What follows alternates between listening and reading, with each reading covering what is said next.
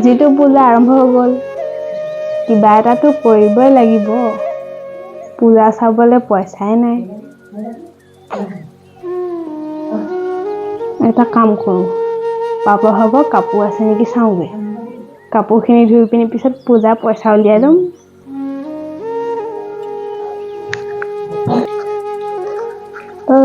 বেটি পূজা চাবলৈ পইচা উলিয়াই মাথা মাৰি আছ।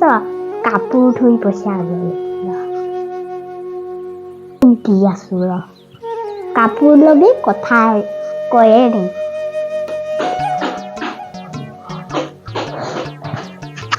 পাপা কিবা কাপোৰ ধুবলৈ আছিলে নেকি? মোৰ মানে কাপোৰখন আছিলে ধুবলৈ, লগতে ধুই দিওঁগে আৰু। আইতা আজি মাটিত পৰিলে, নিজে কাপোৰ ধোৱা কথা সুধিবলৈ আহিলে যে। আছে স্পৰ্টিং এটা আছে, লৈ যা। দিয়ক তেতিয়া আৰু। এই ওপৰতে ওলাই থকাটো ল।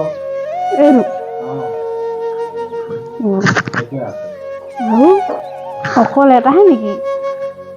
এই কাষতে থকা স্পৰ্টিংটো লৈ যা।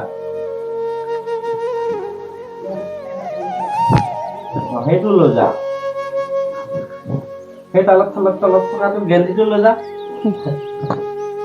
সেই স্পৰ্টিংটো লৈ যা নহ'লে। হ'ব। সেই বগা চোলাটো লৈ যা। হ'ল। লং পেণ্টটো লৈ যা। হ'ব দিয়ক, ধুই দিম চব। যা, ধুনীয়াকৈ চাফাকৈ ধুই দিবি।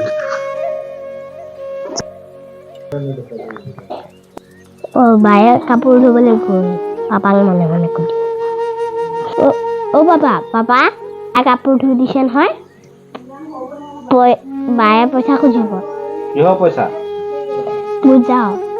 পূজা চাবলৈ পইচা খুজে, সেইকাৰণেহে ইমানখিনি কাপোৰ লৈ গৈছে।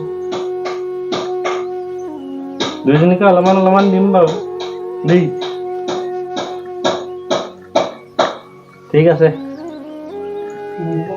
পূজা চাবলৈ পইচা লাগে, সেইকাৰণেহে ফুচলাইছে আকৌ আপোনাক। কথাটো গম নাই পোৱা। সেইটো কথা বাৰু, দেখা যাবচোন, ধুই ল। Yes.